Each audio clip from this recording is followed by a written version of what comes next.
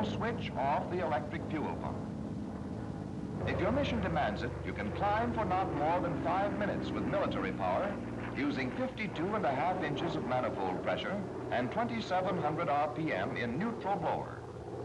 For normal requirements, however, you will throttle back to rated power or less and move the mixture control to auto lean at all power conditions except for takeoff and military power. For normal rated power, use 44 inches of manifold pressure and adjust the prop control for 2,550 RPM.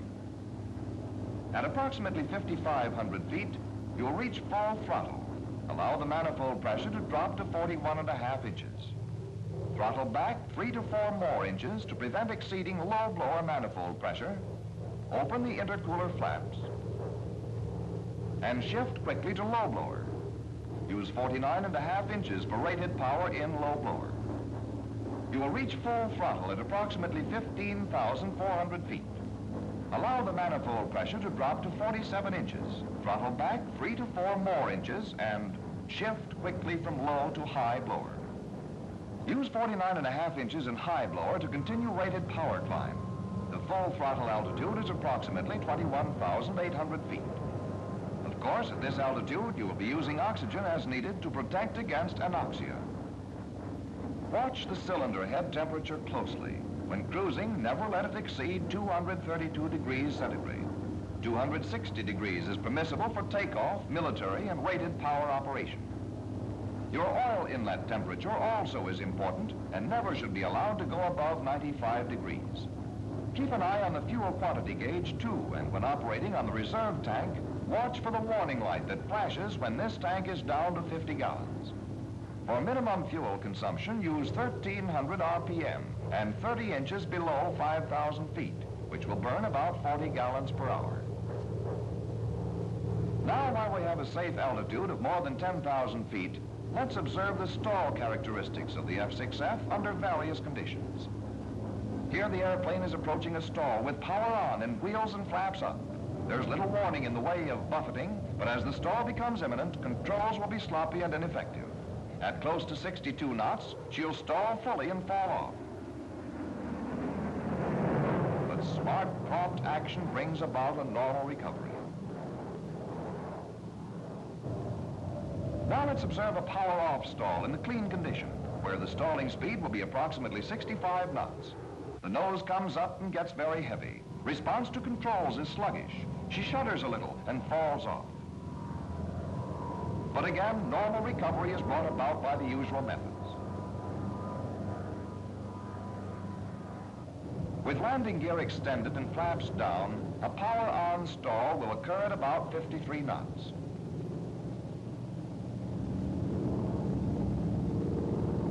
There is very little tendency to spin if prompt action is taken to regain control and recover normally.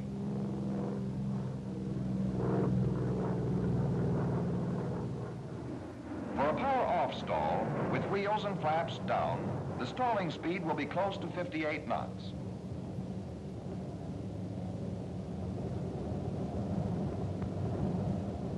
Again, no adverse characteristics will be experienced, and the usual technique of regaining control brings about prompt, normal recovery.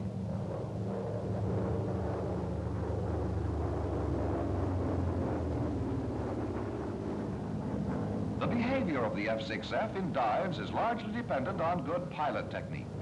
Her stick forces are fairly light, and response to all controls is quick and positive. There is no dive checkoff list, but the required preparations are simple and easy to remember. The throttle is retarded to give 15 to 18 inches of manifold pressure, and the prop governed for 2,000 RPM. Cowl flaps closed. Rudder tab a few degrees left.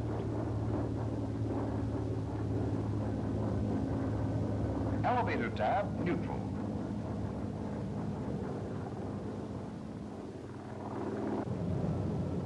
After you push over into the dive, adjust your tabs as may be necessary to maintain your flight path. Don't let your speed touch more than 390 knots indicated, and don't exceed 7 Gs under any loading condition. Make a smooth, easy recovery to guard against blacking out, and also to avoid putting undue strain on the airplane. This airplane is not restricted and may be flown through such maneuvers as the slow roll, which is entered at a speed of 170 knots,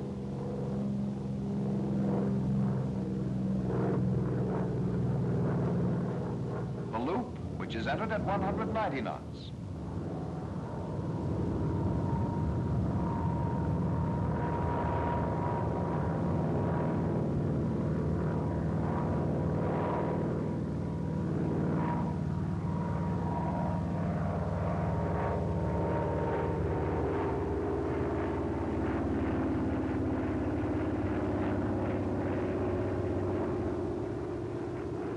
the Immelman, entered at 200 knots.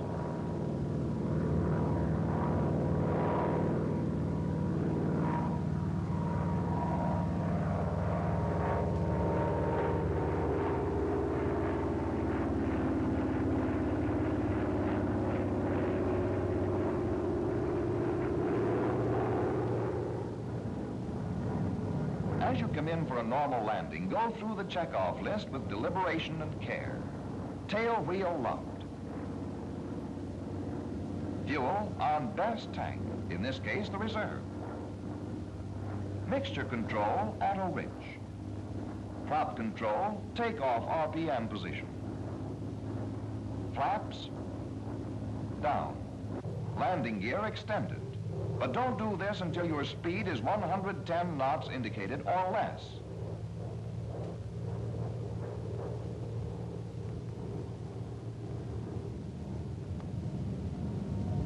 There's nothing tricky about the landing characteristics of the F6F. Bring her in with a little power at about 80 knots indicated. When you have the runway under you, cut the gun and set her down for a good 3-point landing.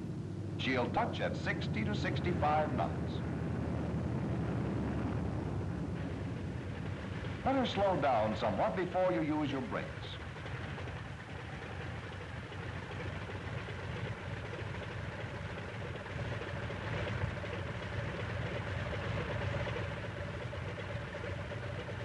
Then you can bring her to a full positive stop without heating them up unduly. Now let's watch a field carrier landing. Make your approach a little slower than for a normal landing, about 75 knots. But keep your eyes on the signal officer, not the airspeed indicator.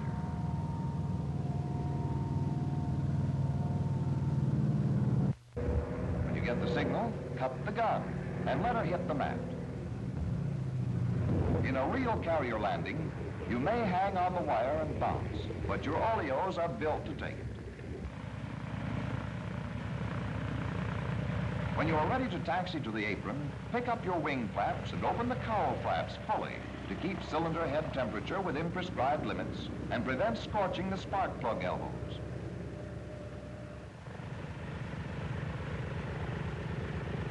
As soon as you have wheeled into your parking spot, the plane captain will give you the signal to cut the engine. Advance throttle to give about 1,200 RPM for 30 seconds. Then move the mixture control lever into idle cutoff.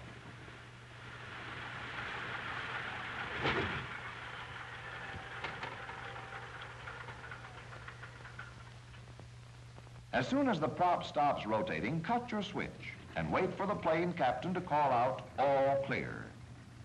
Call out to the plane captain, switch off. Finally, shut off the fuel valve, turn the battery switch to off, and cut all other operating switches before leaving the airplane. As this picture has demonstrated, the F6F has no adverse flight characteristics. She is relatively easy to fly, and her armament packs a real wallop. Appropriately named the Hellcat, this airplane is known to be a match for any adversary, a fact already proved by the results of actual combat.